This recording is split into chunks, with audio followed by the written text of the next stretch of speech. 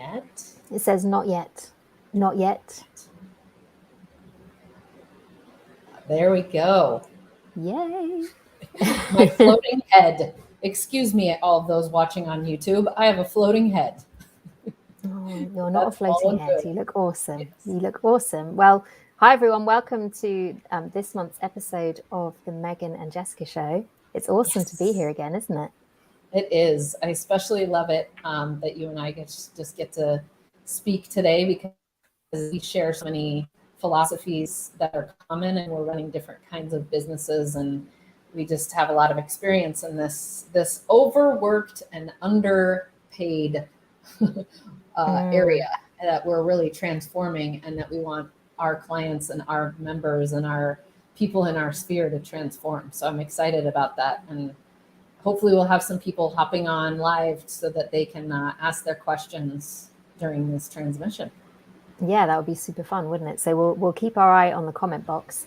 And yeah, I think we both have a real backstory with this whole issue, don't we, of sort of overwork. But at the same time, we are both passionate about actually empowering women to do something about it, because it's the kind of thing it stops when you make it stop.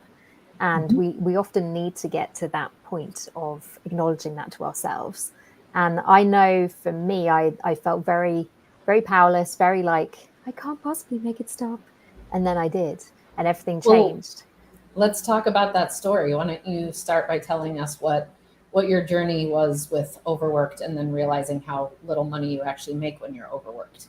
Yeah. So like for me, I've always been very, very good at working. I work extremely quickly. I get a lot done. I'm a very sparky person. I'm like ideas all the time. And like I did really well at school and university. But I actually had like quite severe burnout 12 years ago when I left my corporate career.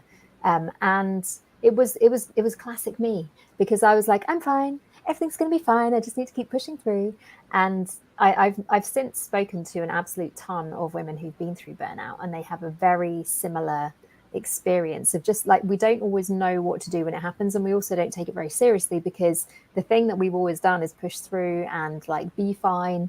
And so the one time that it happens and actually you're not fine and you slightly break yourself, that was a real shock to me.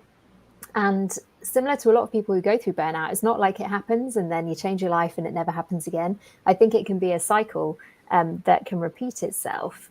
And so in my business, like at times I've had very good balance, at times I've like had very bad balance. And I feel like probably the early part of last year, I was like really like keen to give everything like a massive push. I wanted to meet a ton of people, you know, and I think this is classic for people like us, isn't it, Meghann? We've got such a lot of ambition, and it's a real challenge to squash that into the small amount of space that we have in our lives. And so I was stacking my days quite tight with like 7 calls a day sometimes. And I was like having to sort of caffeine up, and I was getting to the point where I was quite tired and just losing that enthusiasm for what I was doing. And like one particular thing from like 18 months ago is really stuck in my mind actually. And that is like, someone had reached out to me and said, oh, should we have a connection call? And I was like, yeah, like that'd be great. Let's do it. I'd love to meet you. And then on the day I was like feeling a bit tired, and I had a cold coming, and I was just like, oh gosh. And then 5 minutes before the call started, this lady reached out and said, I've got a cold. I'm just not feeling it today. Can we just not? And in that moment, I was like, oh, thank goodness. And then something in me was like, you know, this is kind of not how you want to be doing your business. And I was like, yeah, you know, I've kind of got in this pattern again, haven't I? Of like pushing myself to show up for everything, making it like a real kind of chore to do my business. And like that really led me to sort of ask some serious questions. And a key thing for me actually was doing my wealth dynamics profile, which I loved it so much that I've actually since got certified with wealth dynamics, and I now do it with all of my clients. And one of the key things that came out of that is that I'm a creator profile, and I actually need to have open space in my schedule. And I remember sort of going through my debrief and just being like, my schedule is a nightmare. Like my calendar is booked up with everything, and the times that aren't booked up, I put do not book. And so I look at it and it's just like, what? This is an awful week every week. And so But I looked at it and I was like, the thing is, I can't really do anything about this. Like, I need to do this to make my business work. And instead of like staying in that place, I was like, okay, so what would the ideal be? And I literally took my schedule and like I didn't even do it on my actual thing. I copied and pasted it into Excel because I was like, I can't make these changes. And I literally ripped up my whole schedule and I was like, cancel everything. Like, what are the things that actually need to be in here? And from there, I worked out this pattern of only working afternoons in my business. And at the time, I said, like, I cannot make this happen.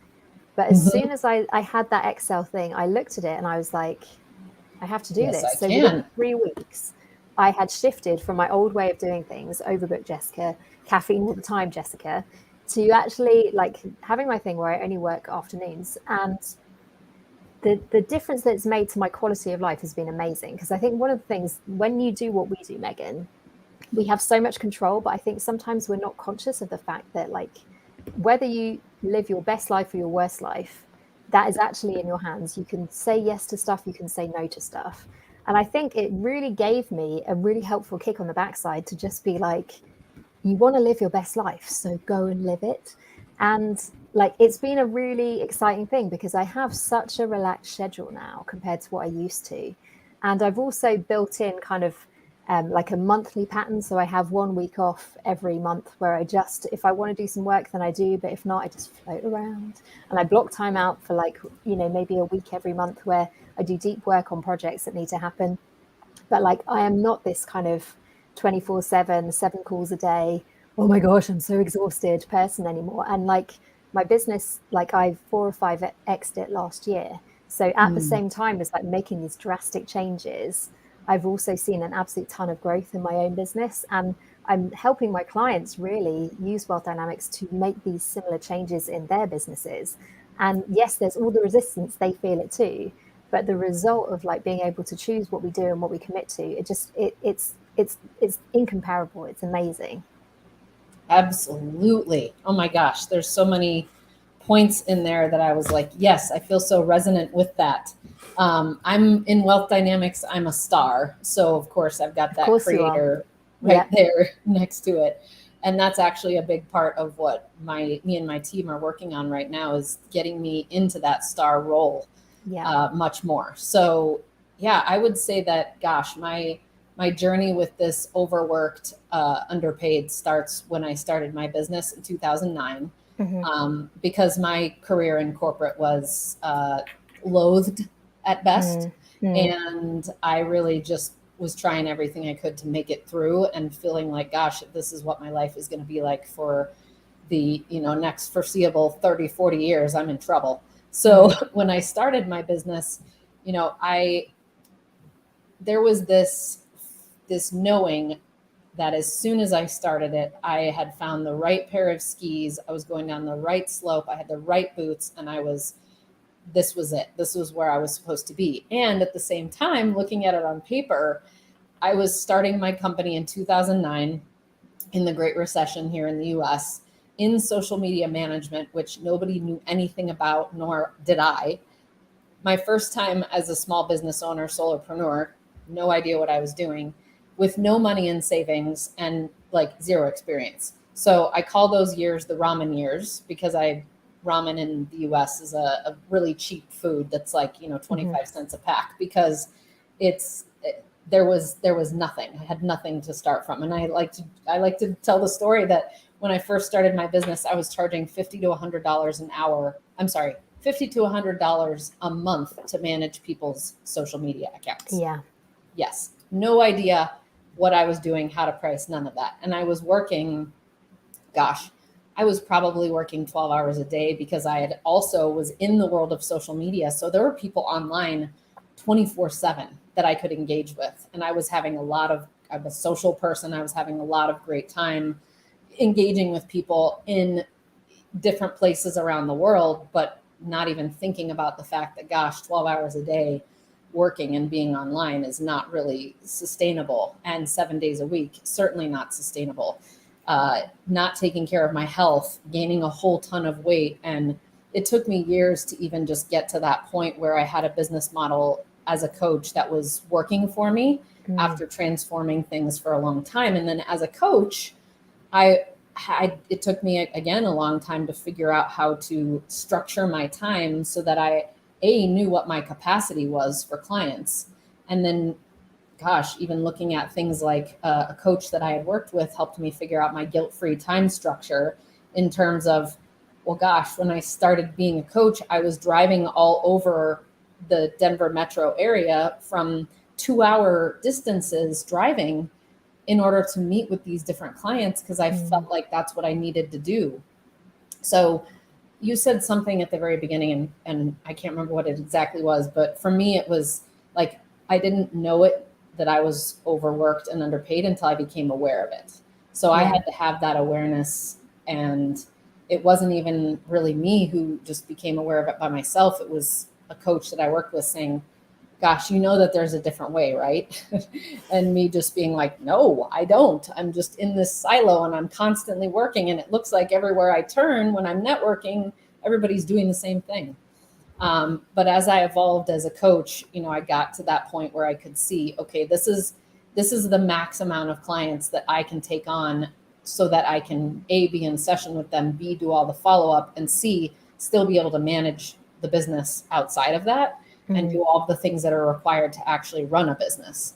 But still not leaving myself with much time, working, I think, 6 days a week at that point, still 10-hour days. And I remember setting myself a goal of like, okay, I'm going to get to 5 days a week where I'm done by 7 p.m. every day. And that's having started at 9. So I'm going to get to that point. And that was a goal. And then my next goal was I'm going to work 4 days a week, and I'm just going to work till, 5 or 6. And I incrementally set those goals and achieved them. And I watched each time I did that, my revenue go up. And it wasn't until actually I stopped. Well, no, that's not true. I did start paying myself a salary at probably, it was like 8 years in. I had just been taking distributions, which it probably is different in other countries as to how you compensate yourself. But I had just been taking distributions to pay the bills. And it wasn't until I started paying myself a salary and seeing how much my salary was compared to like looking at the commensurate experience in the corporate world and realizing, oh my gosh, I'm paying myself very little. And that was another one of those awareness points that I didn't know until I just became aware of it. I also, during those periods of time when I was trying to work as much as I was over caffeinating myself. I was also a very social person. So all my free time, I was out and doing things socially with my friends. So I was still out every night of the week or networking or doing something along those lines. So yes, I can just say that it's been a very incremental journey. And now, once I decided to close my marketing coaching business at the end of 2019, my habits of work were at the best that they ever had been before, and they're better now. So now I'm 4 days a week. On occasion, I might work half of a day on Friday, don't work on weekends. The most that I'll do is like an hour of email catching up so that I'm ready for Monday, but that's like once a month, maybe. I take, similar to what you do, it sounds like every about 5 to 6 weeks, I take off a couple of days so that I can have like a 4-day or 5-day stint of time to get caught up on things, to work on projects that I need to work on, and to really, for me, get out of town so that I have separation from my life that I can easily get distracted by. And then I also take off 2 to 3 weeks a year for a long vacation. And I now am working toward, with my team, we're working toward getting me out of a lot of the back end roles and the things that have up until this point only been able to be done by me, which requires investing more in the team, of course. But I can't get to where I'm headed running a global international, global organization, 7-figure business. I can't get there while I'm still doing all of these different roles that I shouldn't be in. As a star, I need to be out front performing, doing the things that makes the dame's difference, like sketch comedy and the videos that I do and everything to help market the business. That lights me up, not all this other back end stuff. So yeah, and it brings a us lot of my clients are stars, and a lot of the work that I do with them is like, let's stop you being the all-rounder in your business. Let's get you like front and center where you need to be, where you want to be. And so because that's where stars have their magic, you know, you can do all this like upfront stuff, and like it's a natural influencer role. So absolutely, stars lose their sparkle when they're doing a lot of their own admin and, you know, all of the behind the scenes stuff. We need is it the lords that we need to be running the back end? Yeah. So we need stars our lords. typically need deal makers to help them like actually close some of these wonderful deals that they're opening up. And like, it's really helpful to have a lord or an accumulator, but someone who's on the timing and the detail, because stars are like the opposite side of the diagram, and they're all about the people and the ideas. And it's wonderful. You can't fake that kind of energy. It's a real gift of a profile to be that one. But like, yes, I think stars really dim their sparkle by like getting sucked into the detail of things. Yep, that's for dang sure. So where you were wanting to go next was around the programming that we actually have around overworking. And I think I just want to say, we might want to look at this as there's other ways of defining this. We called it overworking. I've been working toward my word of the year, which is spaciousness, because it's also having running a time budget deficit. It's it's that feeling that we get that's like, gosh, if I don't work all the time, I'm missing out on revenue opportunities. I'm missing out on this. Something that the tiger is going to come and bite me. You know, something's going to happen. And what you're going to say is like, we're actually programmed to overwork. So what does that look like?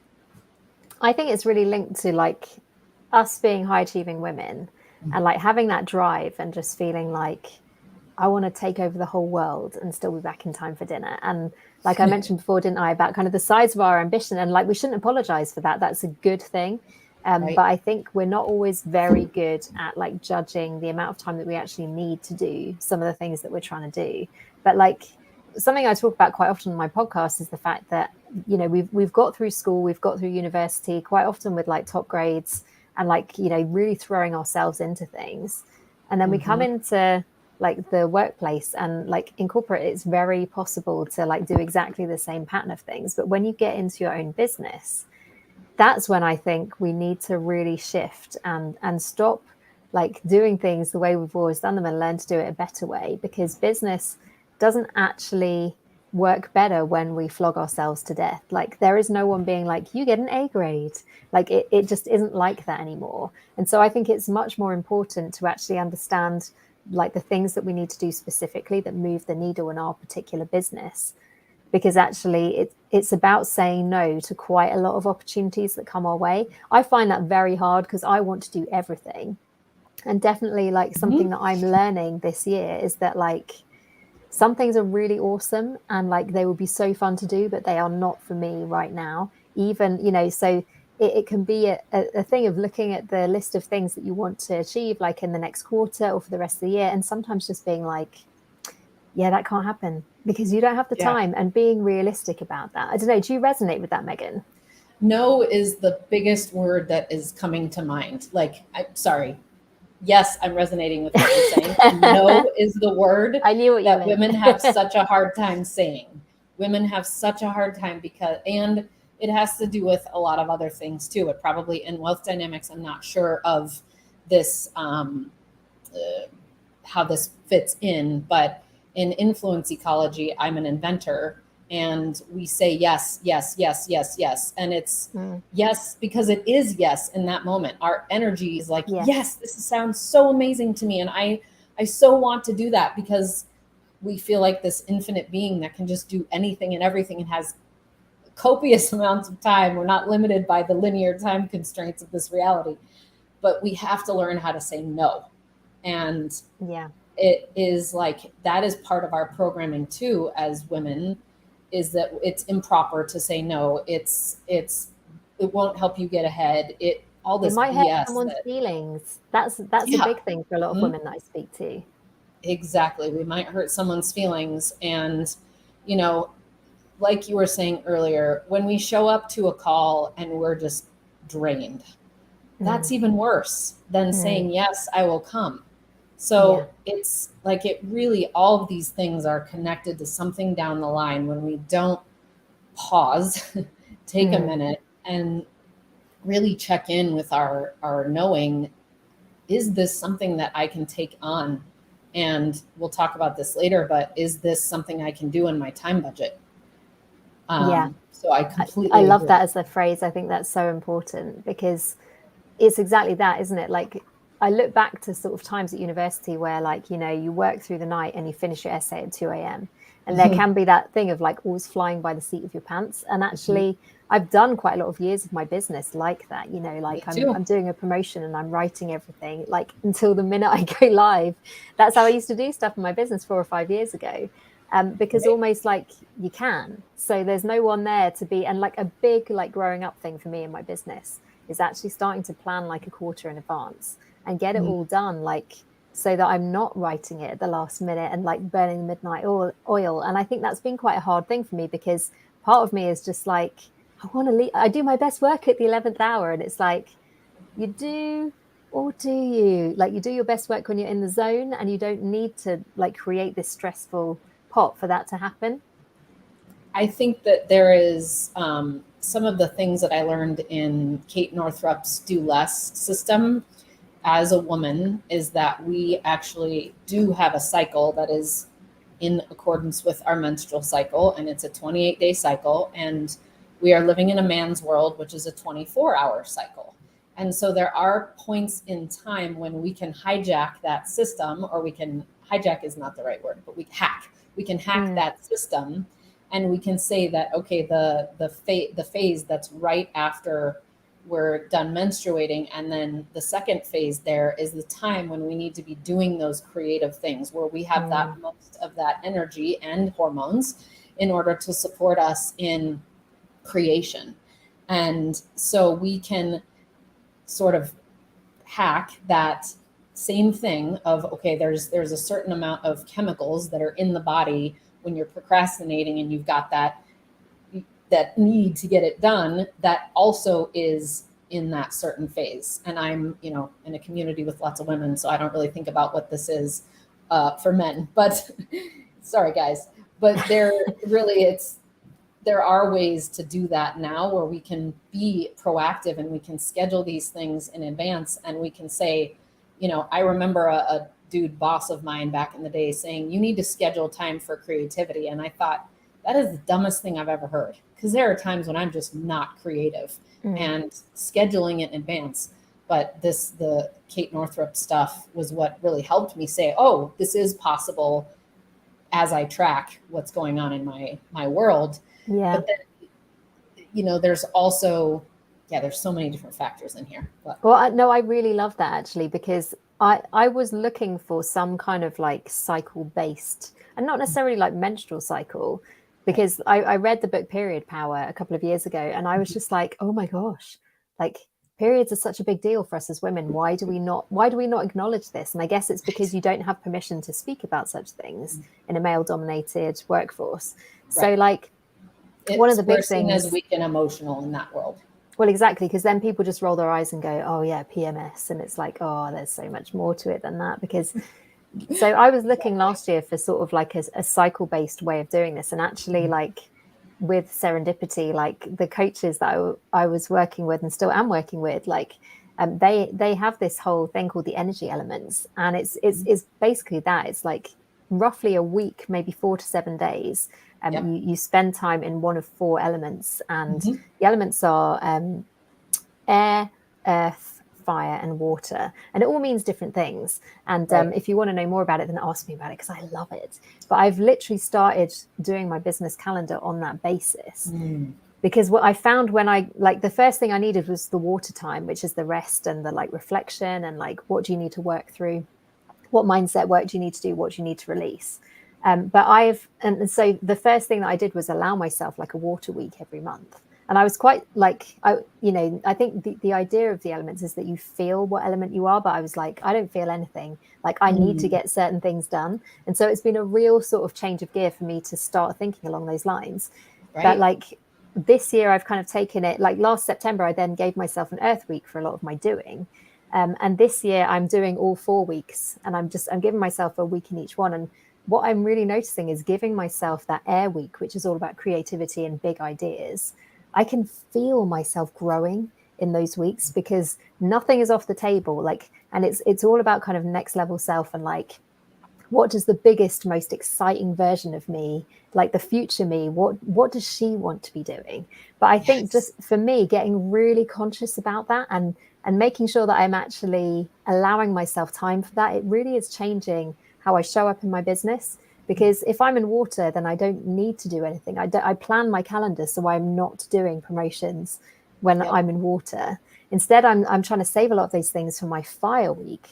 And like, when you really do it properly, it's like when you're on fire, you feel like you could literally zap things with your fingers because like there's so much energy. So I'm a real fan of actually like that cycle-based approach to managing our energy and starting to sort of experiment with like, actually, how can I do my life and my business so that I'm not having to force myself, and instead I'm allowing myself the space to just exist for a while when I need it. But I'm also allowing that space for creativity, for doing, for showing up like in full energy, like full of like passion and excitement. I don't know. So for me, I think that's been a really key ingredient to a lot of this stuff. It's instead of, because what I did before is just like basically you have to be on 100% of the time, all day, every day. So go and make some money. And after about 4 years, then you feel wrong when you can't do it. Yeah, exactly. And it's after 4 years, you were going to say. Well, yeah, after 4 years, you just like, however good you are, how much fire you have, like the thing with fire is that it burns out and it needs time to regenerate. So like, I think that has been a massive change for me in the last year, particularly.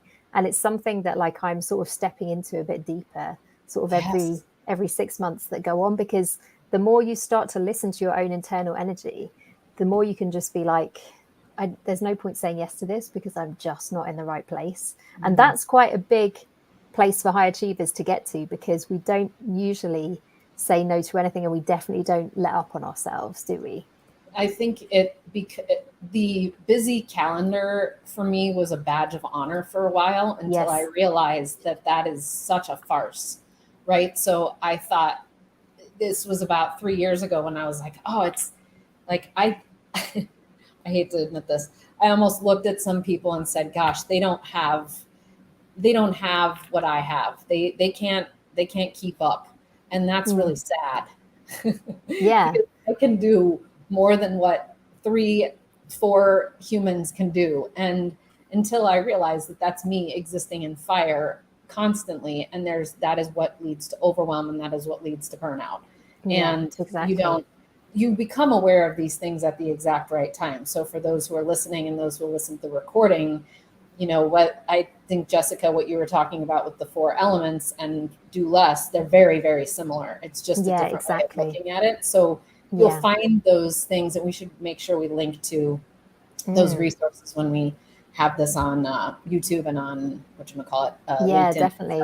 That's because there's a whole conversation, isn't there, starting, which is so important. But I think like more and more women are, I don't know, I like to think that women are coming out of corporate a little bit, and like we are sort of reinventing how we do work. Like that's a huge thing, isn't it? Like neither of us would be able to do like the thing that we do 30 years ago. It didn't exist. And like women didn't have the ear of people in the way that we do now. Like we have this credibility and this ability to reach people. Like Meghann, I think like in a lot of ways we are quite opposite, because I'm living my best life and I stay in this room and I'm at home all the time and I love it. Right? But like just being able to be a woman and be like home based, that's something which was not even on the table for me 12 years ago. Yeah. It's one of the big reasons why I had to quit my career, because I was like, I cannot do this commuting. Like it's killing me to be in an office surrounded by 200 people in an open plan space in London. I can't do this.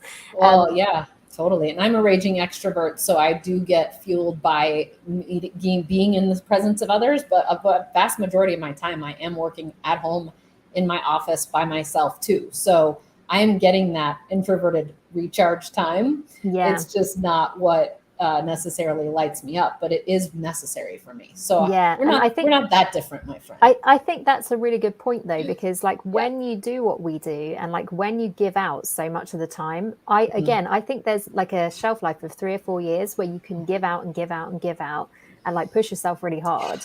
But like if you're going to make it in this business and if you're going to have a business that actually lasts, you need to be able to build in that recharge time. I don't think that I used to appreciate how much I was giving out to people.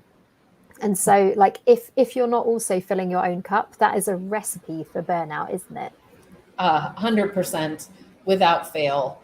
And if there are a few women I'm thinking of who are like, I disagree. And when you look at their lives, they have some things in place that make their circumstances very different. So I would just say that there very few, a very small percentage of the population of women can continue at that breakneck speed and be fulfilled and have any kind of balance. And I'm also sensitive to the people that I can feel out there who are like, I'm in the newer stages and I don't have, like, I'm thinking, you were saying that you're putting certain things in place so that, and I'm like, I'm putting my team in certain places because I don't want to be the one who's doing certain aspects. And I know that there are so many out there who are like, I can't do that right now. I don't have the money to, but you can't afford not to stop and look at this and see where you're overspending time and where you're under resourcing yourself, where you're not filling it up your own cup, because things like whatever it is for you are just as important. Things like working out, things like gardening for you, things like, going out and doing improv for me. Those things are equally as important as the money making endeavors that we have. Yeah, they really are. And same with like business development, and all of those things are equally as necessary in our worlds. So, but if we never pause and look at all those things, we just keep running. Yeah. And actually, like, I have a point that speaks to that, because more and more, I think that like we quite often as women, we want our businesses to succeed because we are looking for that external validation. Like we're kind of like, if I have a successful business, I will know that I'm good at what I do. People will be impressed by me. I will feel good about myself. And it's something that is really sort of, I've been talking about this quite a lot on my podcast this year, but like, I really think that we need to locate our value internally. So I quite often do this, and it's like, imagine there's like this core of like sparkling, glittery, silvery magic, and it's here all the time. And I think more and more, like, it can be a temptation to push ourselves to these extremes, because that's what, as high achievers, we are used to having to do in order to get people to be impressed by us and to get the accolades that we're looking for. Like we really want to like succeed in our businesses, because if we don't, we'll be crushed. Because what if then like we're actually no good at what we do, and look what we failed at and all this kind of stuff. But if we know that we've got this like cylinder of magic inside us, it doesn't really matter what happens in your business. It doesn't really matter if it succeeds or fails. It doesn't actually change anything about us. We are still complete people. We are still awesome at everything if we choose to be. But I think it just means that we can play the game of business without having all of our cards on the table all the time. That's a big difference between masculine energy and feminine energy as well. Yes. And I don't want to get into a patriarchy discussion, but that is a lot of the patriarchy at play, trying to convince us that we have to have that kind of energy and we have to proceed in business a certain way, or else we are not valid, or else we are not valuable, or else we are not XYZ. And that's all a lie. So what you said is absolutely 100% true, that we get to do whatever it is that helps us find that deep intrinsic value within us. And I love what you said about the just the sparkly, the diamonds that are in there at all times. And it's just as important to spend time in that energy as it is in the doing. It's so important to be in the being and the doing. Yeah, no, absolutely. And I think that it's amazing what starts to shift in our businesses when we are not putting our entire validation on the table with every transaction, every opportunity, because it means that we can make different decisions, because actually we don't need it as bad. And, I'm sure it's like a universal cosmic thing. Like if you can play it a bit cool, and you're like, yeah, fine or not fine, don't care. Like we tend to just get the things that we want faster, don't we? Mm-hmm. Absolutely. It is definitely a universal law. I'm sure somebody will comment on this later as to which universal law it is, but diminishing returns or something. That's for sure. Absolutely. Mm. So what's next? Not realizing what fully booked looks like. Yeah.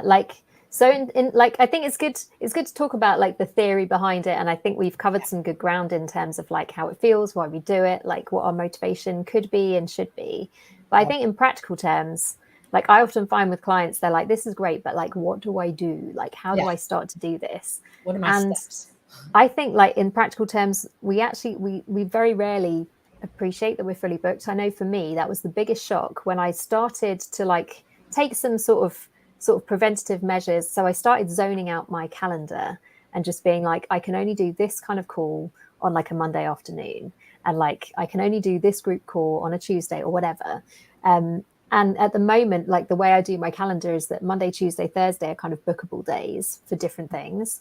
But then Wednesday is like an overflow day, and Friday is an overflow day. So today, this is it's been 7 o'clock in the UK in the evening. This is my first call of the day.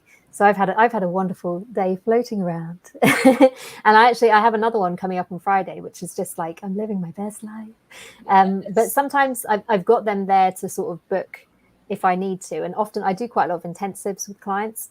Mm-hmm. And so those are quite good days for intensives. But the thing that was a big shock to me when I actually started getting my operations manager to run my calendar instead of me is that she was like, there are no slots here. You are fully booked. And I was like, how can I be fully booked? I feel like I could see 50 clients and still have space left over. And she was like, nope, there's no space. And I think that was a real, and like in wealth dynamics terms, like for me being a creator and you being a star, Meghann, mm-hmm. This is no surprise at all, because like the dynamo profiles along the top of the diagram, they are notorious for having their head in the clouds and like really not having their feet on the ground. We need people in our teams to be the feet on the ground people, because like we provide the big ideas. And actually I'm running my team on this basis now that like I have the big ideas and I say, guys, can we make this happen? And they make it happen. And it works really wonderfully because we're all playing to our strengths. Like I'm not trying to make my ideas smaller to make them fit into the categories that we have or the time that we have, mm-hmm. but we make all of the decisions like together based on like the combination of our different expertise. But I really think that, we had a title for today, didn't we, of Stop Overworking and Make More Money. The thing is, when you realize that you're fully booked, that is going to be a ceiling on your time. So the only way that you can make more money in that situation is to put up your prices. And I think as women, that can be something that we tend to be like, oh, I don't know if I should do that. But like, that is number one, the easiest and quickest way to make more money in your business. Put your prices up. It is. And I also want to be conscious of there is another option, which is, I think, sometimes overlooked, in that we tend to just go to the go-tos of either being a coach or a consultant as a business owner and mm-hmm. or a practitioner. And that is for sure a limit on time equals a limit on money. Mm-hmm. Yes, you have to change the lever of increasing your prices in order to make more. And I think that a lot of times we don't look at other options in terms of business models. So we just default to that coaching or consulting because like time for money. And it's all based on X times the number of hours you have available. But I think what you're talking about is leverage, isn't it, Meghann? Because that is a magical thing that once you start to apply leverage in your business, mm-hmm. it stops it being fully time-based. But that like it's a challenging thing to pull off, because I think sometimes people are like, oh, I'll scale. I'll just do like big group programs. And then mm-hmm. people who are in there, like they're actually coming in because they want some of your time and they want to feel like you know them and you care about them. Right. And I think what I've seen people do sometimes is oversell their leveraged offers. Mm-hmm. And then the quality of like service that your clients receive can drop quite considerably. So it's definitely not that it can't be done, but it's like the way that people think they should do it is not always the best way. Which is why you have an advisor like Jessica who's going to help you look at that. Because then if you were going to leverage, she would say, make sure that you have someone who's a chief people officer, or someone who's a like Brianna in the Dames, who's going to be there, who's going to be your point person when you can't, because I can't have hundreds and thousands of members coming to me. So you would say, when you're scaling at that point, you need to make sure that you have these team members, and that needs to be budgeted for in your expenses, because then that's when expenses start to go up. So there's those options. But I was just thinking, even for another practical tip, which I think is important, is when you're a coach, the point at which I was able to scale over that 6-figure mark as a coach was noticing, like, instead of approaching things haphazardly, which I hear a lot of women doing, in that, well, I've got 40 hours in a week, so I can just fill up as much of my time with clients as I can. Wrong. Yeah. So what I was able to do at that time was something very simple, to say, okay, in order to do all of these other things in my business that I need to do, I need 2 days. I need 16 hours in order to do everything that's involved in business development, accounting. I had a bookkeeper, but there were things that I had to do in order to actually run the business. So that meant that I had 3 days a week to have clients. And this was when I was still maxing out my calendar. So it wasn't perfect, but it was helpful in that I knew then, okay, well, my sessions are 90 minutes long, 2 times a month, 90-minute sessions, and then 2 times a month, 30-minute calls. So I scheduled my calendar so that on Mondays I had 2 90-minute client sessions. I had time in there for check-in calls, and I had time at the end of the day for follow-up notes. Tuesdays, it was the same thing. Wednesdays, it was 1 session. And I worked it out so that I knew, okay, at any given time, my capacity is 10 one-on-one clients. And that way my clients got a slot. You're the first and third Monday from 9 to 10:30 in the morning. And that was how it made it easier for me to not overbook myself in terms of calendars. And I also wasn't doing the thing that I was doing earlier on, which is, okay, I have a client session, and then I have a get to know you call. And then right after that, I have, I have a budget meeting, and then like switching your brain from this track to this track to this track, which is exhausting.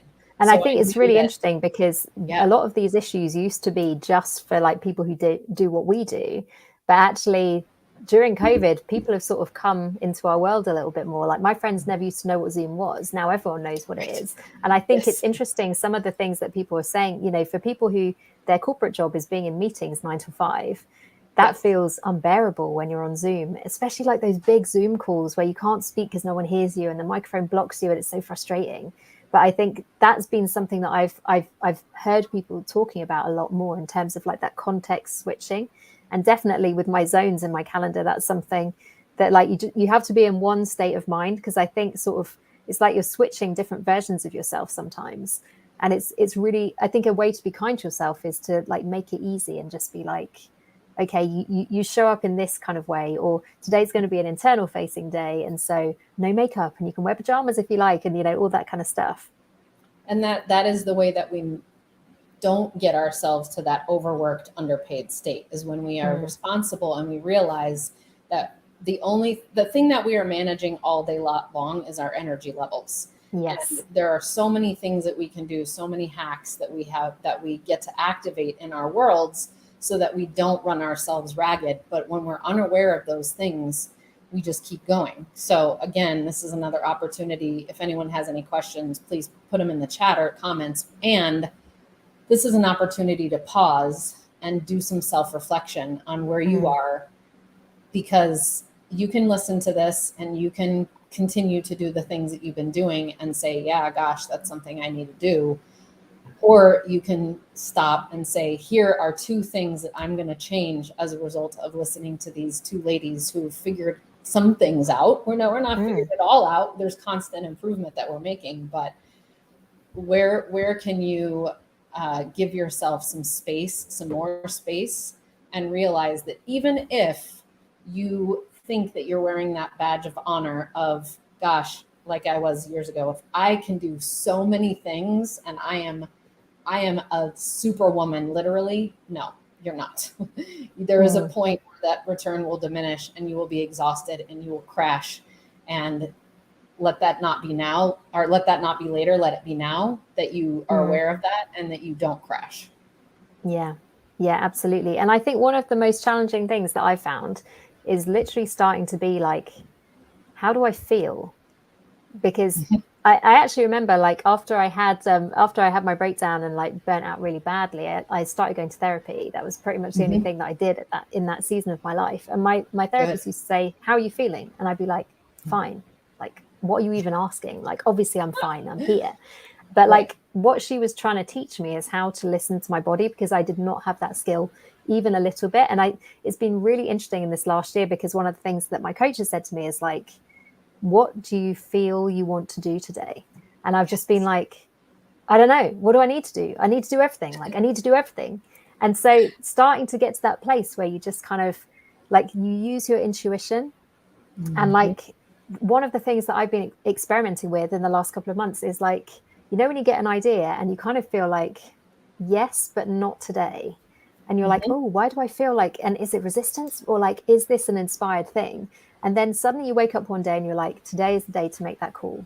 And like, I get really excited about it, because that, you know, I like to talk about quantum growth, you know, like when stuff just lines up and you kind of do like a year's growth in a day type thing. But like, sometimes if you wait for that intuitive nudge, the doors that open that you previously could not even conceive opening, I'm starting to believe more and more that actually listening to our own intuition on these things and tying that into our energy.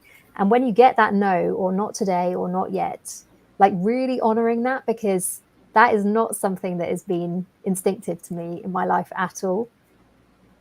You and I are completely in alignment in that. You already know that it's the intuition and the gifts that we get from our intuition are the best, because they are specific to us. And it takes time to develop that understanding and that ability to hear our own intuition in the way that it speaks to us, because it's different for everyone. Yeah. And it is what's so interesting about this is that juxtaposition, or that intersection of, if you don't set yourself up where you have that open time, you can never have those quantum shifts. Because if you're constantly packed to the gills, I have a day like you do today as well, where I have lots of free time. And yes, there are tasks that I'm getting done, but I'm also like going for long walks, and I'm also sitting in the sunshine and letting the downloads come in, and letting that intuition just say, hey, here are some things that have been going on that you may not have seen. So we have to make sure that we have that calendar, that it isn't booked fully. Yeah. So that we have that time to sit and listen and heed to what we hear. Yeah. And I actually think for me, reading the book Big Magic by Elizabeth Gilbert, like I was so torn, because I am actually quite a spiritual person. I am learning, but it's not been so, I would have said like 2 years ago, I'm not spiritual at all. But reading her book, I was like, on one hand, this is mental. On the other hand, this makes perfect sense. But her big thing is about kind of, if an idea presents itself, actually, like, we have a responsibility to take up that idea and actually like take action on it. And if we don't, that idea will leave and it will find someone else. And I've been really struck by that, because I think that like quite often we do get these inner promptings, and it's really easy to ignore them and be like, no, that's ridiculous. That is way too big. I can never do that. That's not realistic. I've banned my clients from saying realistic. And then I catch myself saying it sometimes. I'm like, no, I cannot use this word. But like, we love to make things rational and small and safe. And I think part of the journey with intuition, and I think this plays really well into overwork, because we get so busy and we drown out all of those voices, and we're too busy to even notice that we're having these thoughts. Whereas exactly what you're saying, Meghann, when you sit with it and when you suddenly get that idea and you're like, oh my gosh, it's amazing and it's for today. Let's go do this and see what happens. That really is like the most exciting thing, isn't it? I think there's a key in there too of, I am someone who has jumped on the spiritual bus as of like 10 years ago. And I have listened to my intuition. And for me, just for some who might be listening that are like, I've had to learn that not every intuitive hit that comes through is for right now. So I always have to ask myself, is this now or later? Because I used to take all of those ideas and start running after them. And what that looked like was a team who was crazy mad at me because I'm like generating ideas all the time, because all I need to do is sit and be quiet and they just flood in. So I'm always logging them and then saying, okay, what's now and what's later? What's priority? Because I have no shortage of ideas. Yeah, I think that's so true. Like I now have a Trello board with my team, and like all of my ideas go on there, and then we sit and review them together. And I'm like, my feeling is this is not for today, or like my feeling is this is something we should make a priority, but absolutely not everything makes the cut. Now, something I would love to ask you, Meghann, actually, because I think this is all part of it. Like, would yourself of like 10 years ago, you talked about kind of 2009 when you started your business, or 2008. Like, did you ever have any clue that what you were building would lead to where you've got to? Zero. Nope, not at all. Because I think that's the really interesting thing. When we stop the overwork, when we stop trying to do the thing that we think is going to like get the thing that we want, and we actually just stop and listen to ourselves and see like what is going on, the thing that we build is so much bigger than we could ever have imagined. Oh yeah. In those first 5 years, when someone would ask me the question, where do you see yourself in 5 to 10 years? I would spit nails in my mouth, because it was like, I hate this question. I didn't have access to my intuition. I was overworking myself constantly and just running with my blinders on, not knowing where I was headed, really, just that I had to keep running because that's how I'm going to make money. And that it was so epically different from when I started to listen to my intuition and just make that regular time to be quiet, and started doing all these things that we've been talking about to release the time so that I wasn't so pressured. That's when things really, that's when my vision came to me of where the Dames was going and what it's going to be. And then I get to be in this creative space all the time of, okay, well, here's that one little piece today of how that's bringing my vision into fruition. Here's that next piece tomorrow. And it's enabling me to, like, it's almost like paint by number for those who are not extremely creative. It's like the fill-ins. There's a little framework for you to follow. So like you're going to get there and you might need a bit of help. Yeah, exactly. Adding another color to it each time with the new piece of information that comes in. What about you? Did you know right off the bat exactly what you were going to be creating? When I started my business, I was charging like $30 for 2 hours. And I was just like, if I can make £2,000, that'll be amazing. And like, I think that's the thing. I mean, I say this in my podcast all the time, like business growth and personal growth, they both require each other. And like, I started my business when I was 31. I had a 1-year-old child at home. I'm now 39. And like, I have it written on my wall, I am living my best life, because it's really easy to sort of forget that and to sort of believe all this scarcity narrative that is still there waiting for us whenever we, let our guard down. But I think I live a life now that I cannot believe, like me, the person who crashed out of my corporate career 12 years ago. And I really felt like I was on the scrap heap at that point. I was like, I will never work again because I can't do a 9 to 5. Like there aren't jobs available for people like me. And so the fact that I've been able to create a business where I do stuff that I love, and I am so gifted at what I do, and it's like that clarity, like, and I want to be a woman who is not afraid to say that I'm good at stuff, because like I meet so many women and we are so good at things, and it's so difficult to like feel like we have permission to own that. But like just the business that I have, the way that it helps me to show up and make an impact and a difference in the world. No, I never would have believed that in a million years. And it's just as well sometimes that we don't allow our small view of the world to dictate where we're going. I think that's where intuition like really becomes so important, because if it was up to us, we construct these little narratives and, we'd probably still be there, wouldn't we? Charging almost nothing for like massively over delivering. Whereas actually, I think it's an amazing journey. And when you really get on it and commit to that journey, And, you know, I said on my podcast this week, like, we're past the point of no return. We're not going to quit what we're doing. This is what we were made to do.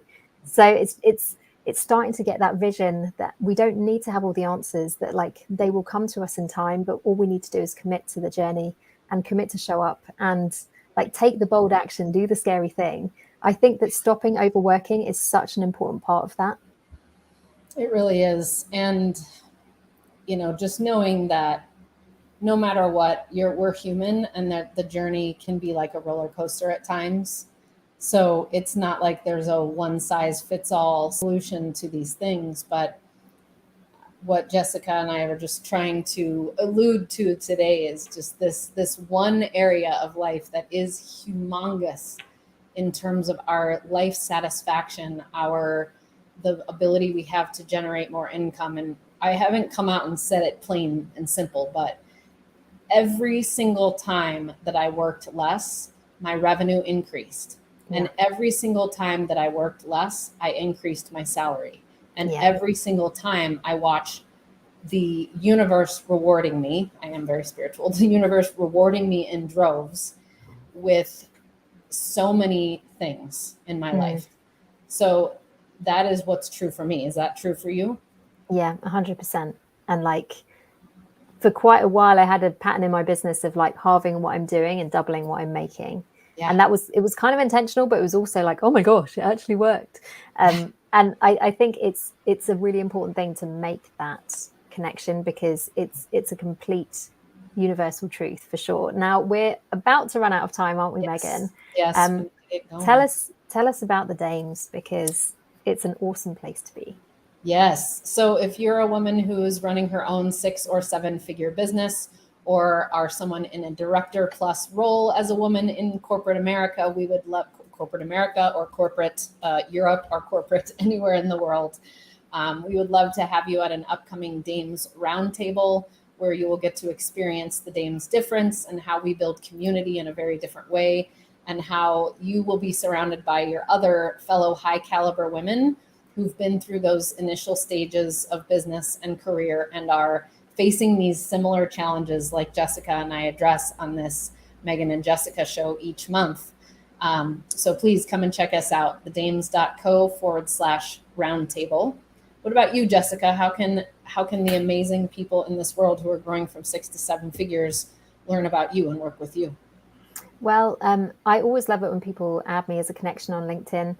So if you're listening to this and you're like, oh yeah, I want to know more about these things and start to do them in my business, absolutely connect with me. As it happens, tomorrow I am running a free live workshop here on LinkedIn that is called Leveraging the Power of Your Business Through the Right Team. So I'm going to be sharing, basically I've got 3 protests that I hear women say all the time about how like teams are too expensive. They don't want one because they've had their fingers burnt, and they don't even know how to find one, even if they were to go there. I'm going to be sharing what I have been doing in my own business and what I help my clients do, because I think that like you get to a certain point and you just need a team to give you the impact that you need to be having in the world. And yes, I've heard all of the sob stories. I've made wrong hires. I've made a lot of these mistakes myself. But that doesn't need to be the end of the story. So come and join me for that. It's tomorrow at 2 p.m. UK time, which is 9. Oh, it's dangerous to do this, isn't it? Because like often I need to Google to know what time it is, but it's 9 a.m. Eastern, 7 a.m. Mountain. So after you've just woken up, you can have a wonderful time listening to my wisdom and thoughts on how to build the right team in your business. So if you come and find my LinkedIn profile, you will see the details of that, because I've been promoting it in the last few days. So come and join me for that tomorrow if you would like to. Beautiful, beautiful. And we hope that you will come find both myself, Meghann Conter, and Jessica Fearnley on LinkedIn. And that's where we will share also our upcoming transmissions of what she and I do together in this crazy world of business. Yeah, crazy but fun. Yes, crazy but fun. Thank you for this conversation. It was really fun, and hopefully everyone listening live and on their recording just gets some amazing nuggets out of it. Yeah, no, thank you, Meghann, for everything that you shared. I was really excited about today because I knew this was going to be like a really powerful conversation. So I hope that if you've been watching, or if you're watching the replay, you've enjoyed it. Like, do get in touch with us. Tell us what resonated. And yet, like, if you've got ideas for future topics, we quite often like to get a little panel of guests, because we love to give platforms to other women. So like, tell us what you'd love us to feature, because we will definitely take that into consideration. Yes, yes. Have a beautiful day. And we'll see you next time.